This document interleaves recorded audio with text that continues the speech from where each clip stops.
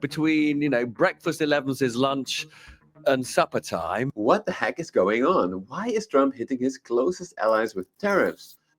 Why does he no longer care about crashing the stock market? Does this guy actually have a plan?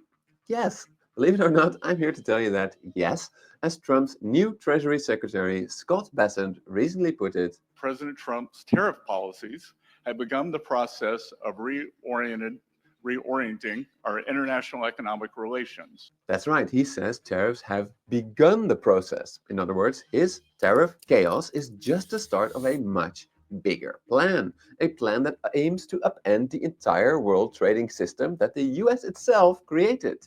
This has really only happened twice before, once in 1944, marking the start of the Bretton Woods system, and then in the early 80s with Reagan and Thatcher, marking the beginnings of the neoliberal world order. So here we are today, 2025. Is this the start of a completely new global order?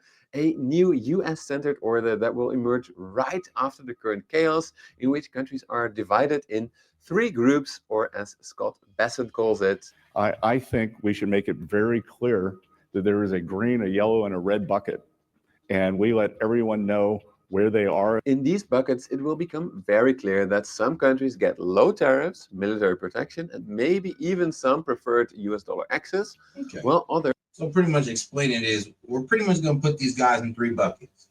Now we're going to have the bucket of the guys that, all right, we're going to do low tariffs and military protection. The neutral guys, we're just working on trade deals. And the other guys, honestly, we're trying to make them capitulate on the risk of destroying their economy.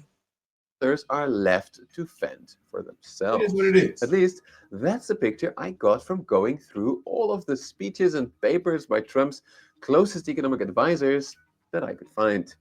So, let's get it. Shout out to this man for doing the work. Looked up all the papers of Trump's economic advisors. One of the reasons why I'm showing y'all this video. Wait. What is this MAGA master plan for a new global order? And is this plan actually feasible, or is it just a pipe dream of a madman and his stooges? To answer these questions, let's start with getting into the MAGA mindset and ask ourselves, what does the Trump team actually want? To answer that question, first a bit about Trump's new economic team.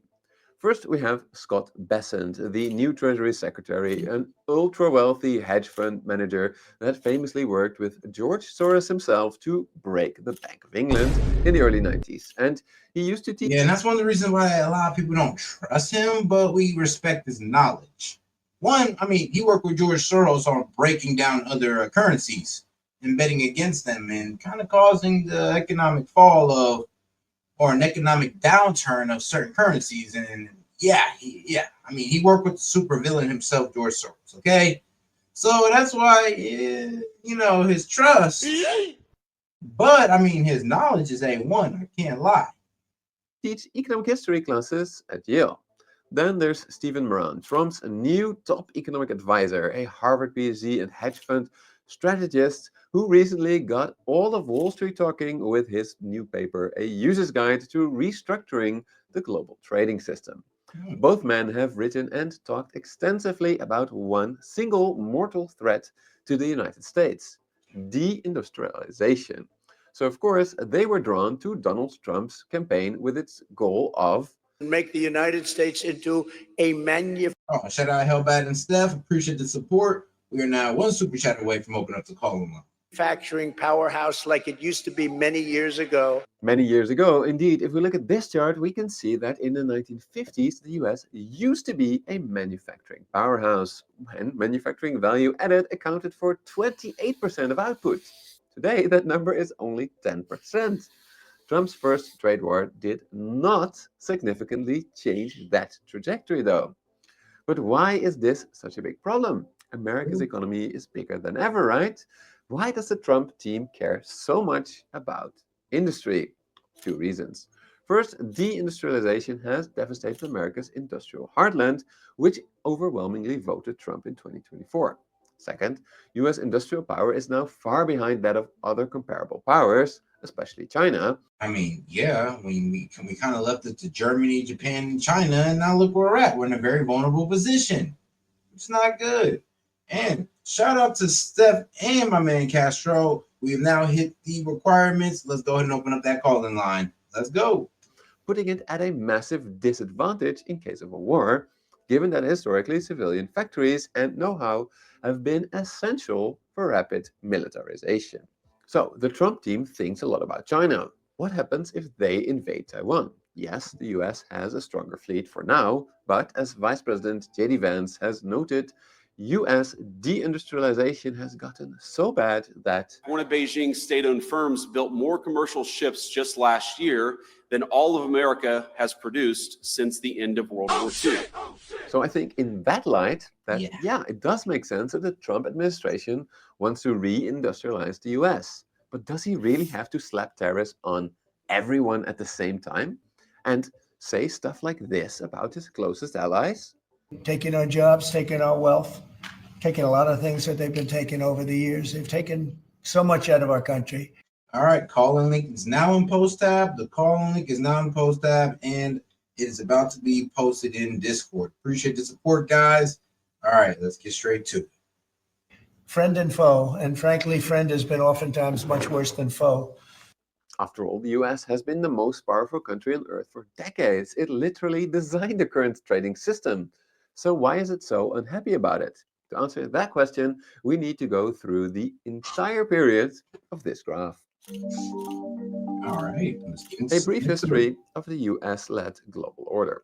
After all, the deindustrialization of the US is a long historical trend, and it happened under two specific global orders, both made by the US itself. The first is the Bretton Woods system from 1944 to 1973. The second is the neoliberal world order that arguably lasted from Reagan's presidency in the early 80s to Trump's first term in 2016. The periods in between are, in my view, adjustment periods.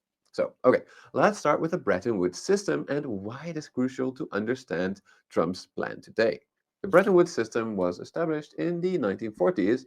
On the economic side, the rules were laid out in 1944 when the United Nations Monetary and Financial Conference was held in Bretton Woods in the United States. Meanwhile, on the security side, several conferences were signed that ultimately led to the creation of NATO and the US-Japan Security Treaty. Yeah. Together, I'm going to refer to this all as the Bretton Woods Economic and Security Order. Joining this order for any country other than the United States meant the following three things. One, you would fix the value of your currency to the US dollar, which itself was tied to gold. Two, you would rely on the US for military protection, potentially even hosting US military bases. And three, the US would help your industries become competitive against their own by providing Marshall Plan 8 and by opening up its own market while allowing its recovering allies to shield their markets to a certain extent from US companies. Notably, getting back to Besant's green, yellow, and red buckets, only allies would receive these benefits. Neutral Shout out. countries did not get them, but they could sign individual deals, while communist countries were essentially shut out of the Bretton Woods economic order. The history of the Bretton Woods system is really crucial I guess our economic way of enforcing democracy, as they say, right? because already here it seems like being a green country looks like a super good deal for these countries Fighting. and not for the US. But I think that is misguided for at least three reasons. First, the US was really wary of creating another world war, and while it gave Europe and Japan an advantage in market access, in return it got really good allies that it really needed in its global fight against communism. Second, US industries also needed export markets themselves. By making its allies rich, the US allowed itself to get richer as well. Finally, this system really cemented the role of the US dollar as the global reserve currency. Issuing the world's reserve currency came with what French Finance Minister Valéry Giscard d'Estaing called an exorbitant privilege.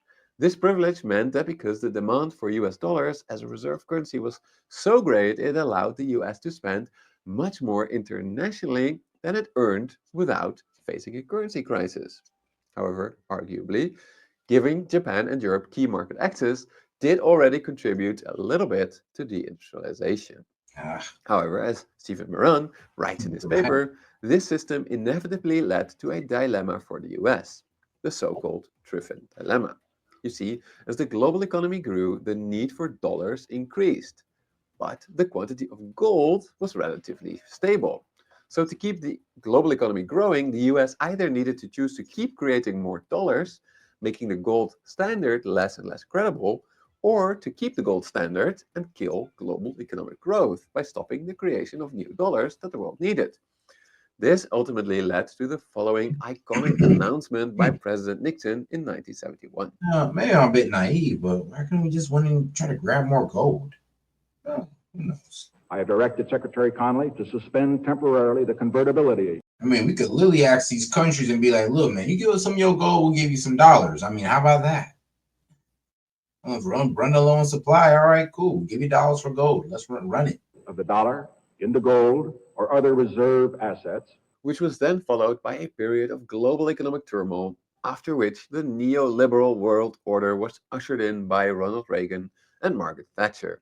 This neoliberal world order was characterized by, number one, lower tariffs, number two, lower barriers on investment around the world, number three, flexible exchange rates, and number four, the US guaranteeing security for everyone that at least played somewhat nice with the United States. In line with its free market principles, the neoliberal order was far less structured than the Bretton Woods order. There was no formal agreement now in which countries promised to use US dollars. They just did so because it was the most convenient and most reliable currency out there. However, in this system, any non-US nation had a very strong incentive to hoard US dollars by making it easy to export to the US and making it harder to import from the US. Notably, despite praising the virtues of free trade, the World Trade Organization did actually allow developing nations to have higher tariffs against the US than the other way around, precisely because the US hoped that by making the world richer, it would become friendlier, just as has happened before with Germany and Japan. Compared to Bretton Woods, the number of green countries, so to say, got much bigger in the neoliberal order. As long as you were willing to play by the rules of the World Trade Organization, you got good access to the massive US consumer market, the US dollar banking system, and as a bonus, US Navy protection of global shipping. That sure sounds like a pretty good deal. But of course, the US again got something very, very big in return for it. With the fixed exchange rates of Bretton Woods gone, Stephen Miran writes that reserve demand for American assets pushed up the dollar, leading it to levels far in excess of what would balance international trade over the long run. So, thanks to flexible exchange rates, the US's exorbitant privilege arguably became even stronger. A strong dollar meant that the US could keep its massive military all over the world, despite becoming a far smaller economy relative to the rest of the world and relative to its dominance in the 50s. On top of that, the strong dollar made Americans in general much richer than they would otherwise have been. However, on the flip side, it did make manufacturing in the US much more expensive, causing stable manufacturing jobs to leave the country, especially when China joined the World Trade Organization in 2001 in something that became known as the China Shock. Meanwhile, a strong dollar mostly helped those Americans that already had a lot of dollars, thereby making inequality worse. Then, in 2016, increased inequality and a devastated industrial heartland helped to elect Donald Trump, who started his first trade war in 2016.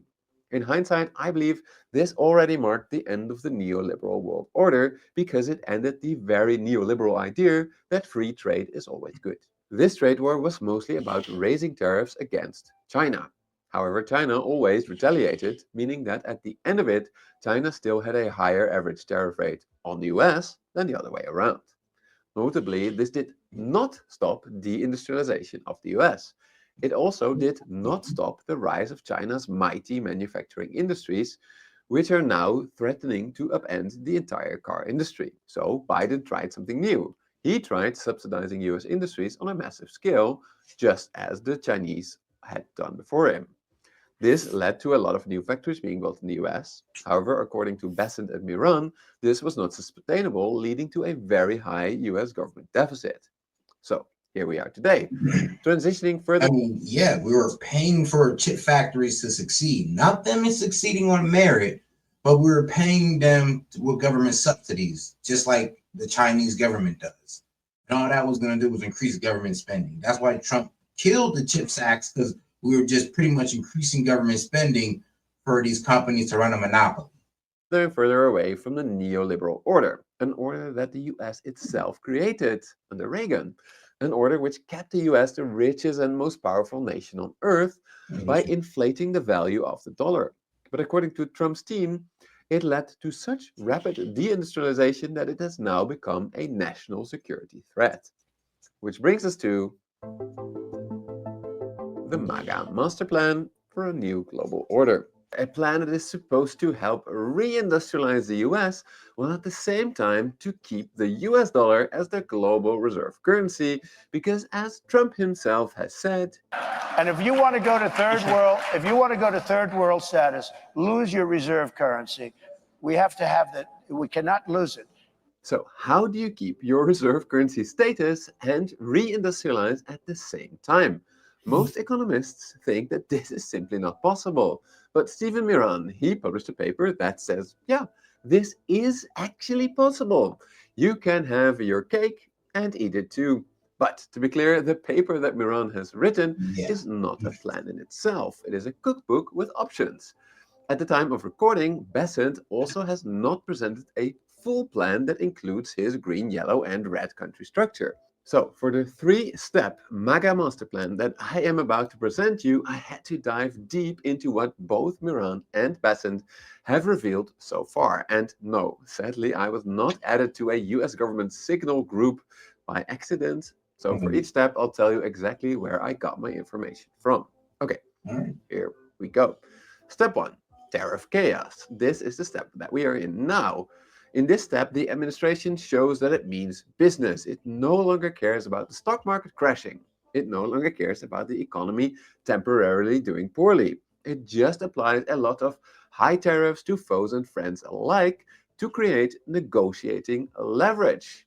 I'm basing this on the fact that Besant has said that while he didn't initially view tariffs as a negotiating tool, Mr. Trump, He's added a third leg to the stool, and he uses it for negotiating. my second piece of evidence to suggest the current chaos is temporary is that before being part of the administration, Miran said that the dollar policies that he proposed would likely be pursued later in an administration after tariffs had produced the sufficient negotiating leverage. So both Miran and Besant are essentially telling us that the current tariff chaos is just about creating leverage that can be used when implementing the rest of the plan. Then they're going to do something with the dollar policies, and who knows what that's going to be. So, like I said, it's like every step of this Trump tariff plan is like a to be continued story.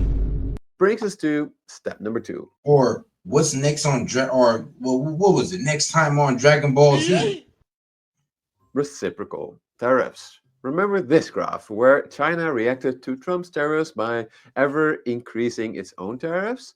If you really have reciprocal tariffs, that dynamic is theoretically gone.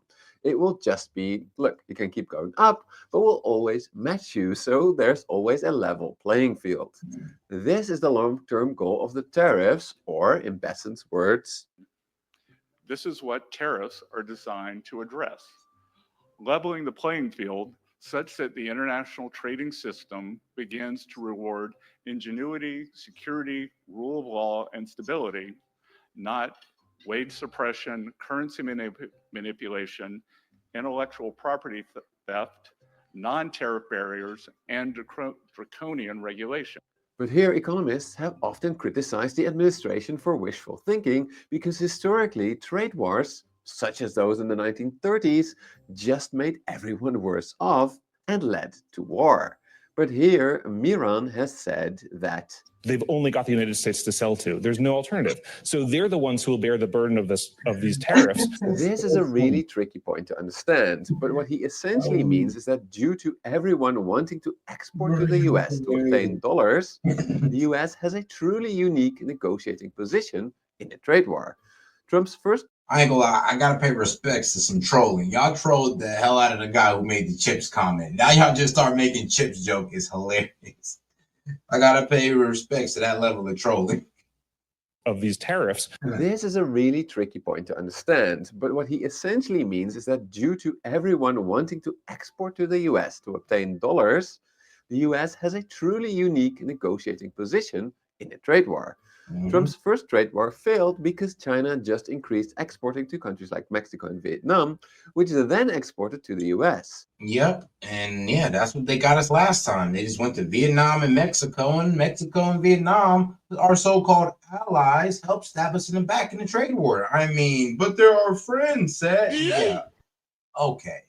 So by extending tariffs to all countries, Miran writes that President Trump views tariffs as generating negotiating leverage for making deals. It is easier to imagine that after a series of punitive tariffs, trading partners like Europe and China become more receptive to some manner of currency accord in exchange for a reduction of tariffs.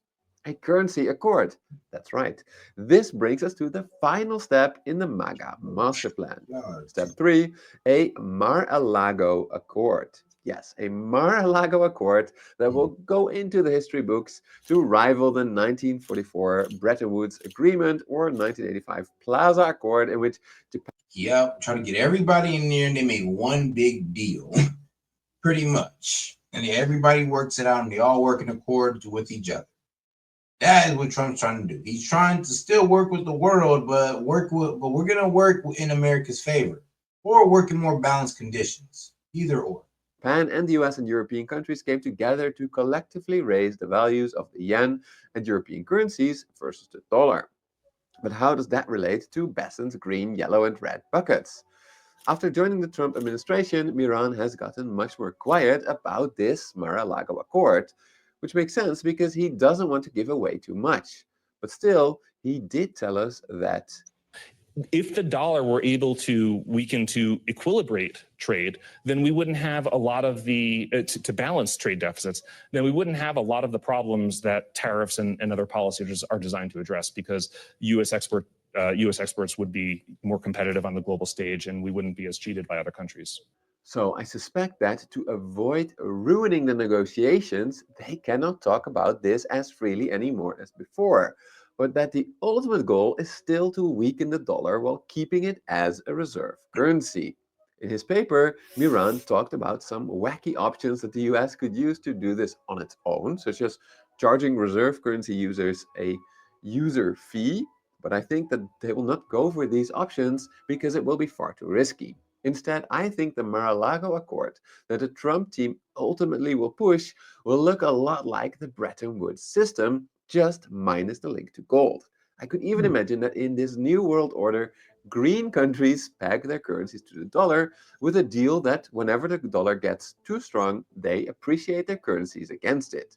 In return, they get access to the largest consumer market in the world, as well as security benefits and good access to the US dollar system. But unlike in Bretton Woods, I expect the US wants countries to pay tribute for that security, making them essentially vassal states.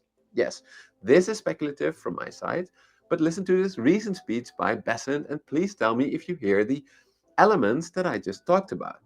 The international trading system consists of a web of relationships, military, economic, political. One cannot take a single aspect in isolation. This is how President Trump sees the world, not as a zero-sum game, but as interlinkages that can be reordered to advance the interest of the American people. And this is why I think Trump's current economic chaos makes sense. The Trump team believes that the current international order is no longer in the best interest of the American people. They have already told us that the current tariff chaos is just a means to create negotiating leverage. They have already told us that they aim to use reciprocal tariffs to even the playing field for red and yellow countries, and they have hinted that if a currency deal can be made, tariffs can be much lower. And yeah, I do believe that if enough countries join the new MAGA world order as green countries that peg their currency to the US dollar, this does indeed mean that Trump can have his weaker dollar while maintaining its status as a reserve currency. This could help reindustrialize the US, at least to a certain extent in theory. But of course, all of this depends on the US making it attractive enough for countries to become a green country in the. And shout out to Money in Macro. So shout out to my man. And guess what? He's not all the way Trump supporter because he also made a video, what was it, like a week ago, talking about how Europe can be on its own. And then I guess he made this video kind of going against that in a way, like, okay, maybe not, maybe, but we'll see how this works out. Reindustrialize the US, at least to a certain extent in theory. But of course, all of this depends on the US making it attractive enough for countries to become a green country in the new MAGA international order. This, I believe, is the real problem with the plans of people like Bessent and Miran. They're clearly smart people, they have studied history extensively, but to voluntarily commit to raising your currency's value compared to the dollar, to continue to rely on US military protection, but now to pay for it, that essentially makes you a vassal state, subordinate to a great power. To submit yourself to the US in such a way, that requires an enormous amount of trust. Trust that the US had plenty of when countries signed the Bretton Woods Agreement. I mean, yeah, you do good trade with us, you help us, we help you, and then we also protect you. And then you're pretty much getting a good trade deal out of us and protection. I mean, even then, we're still giving more to y'all if y'all just bend the knee. Or when they went along with Reagan's Plaza Accord in 1985. But if you tear up a trade agreement that you yourself signed, like the one with Canada and Mexico, or if you threaten to annex your closest ally or the territory controlled by one of your most loyal European allies, then how can you expect countries to ever want to join your new MAGA economic and security order? And if no one actually joins your new economic order, then you do have to choose.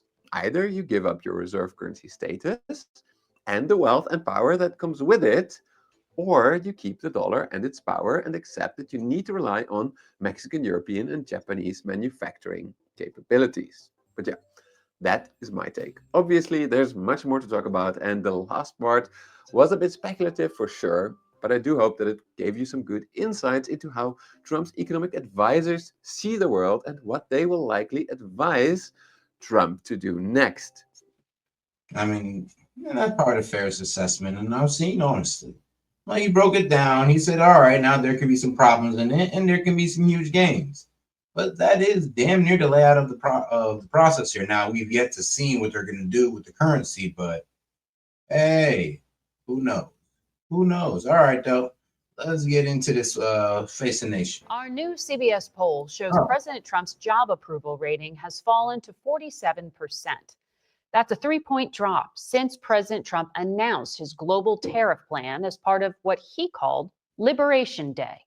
That's a drop, but it is still a better approval rating than he ever saw in his first term. We'll have more on that in just a few minutes. The president hiked tariffs on imports from China to 145% last week, and Beijing responded with a 125% tariff on American goods sold in China. I always just say this is hilarious because I'm like, bro, you guys barely take in our product. What is raising the tariff on us really going to do when you barely take in our product? It's not like we even make that much of money from you guys. That's the main problem. Like, it's so unbalanced. It's kind of like, dog, you guys hurt way harder from these tariffs than us. They're like, let's just be real here. Late Friday, President Trump changed course again, lifting some of those duties off of Chinese-made tech products, including smartphones, chips, and computers. Speaking with reporters last night, the president said more details would be revealed Monday. For more, we go to United States Trade Representative Ambassador Jamieson Greer. Good morning to you, Mr. Ambassador. Good morning, Margaret. How are you? I'm well.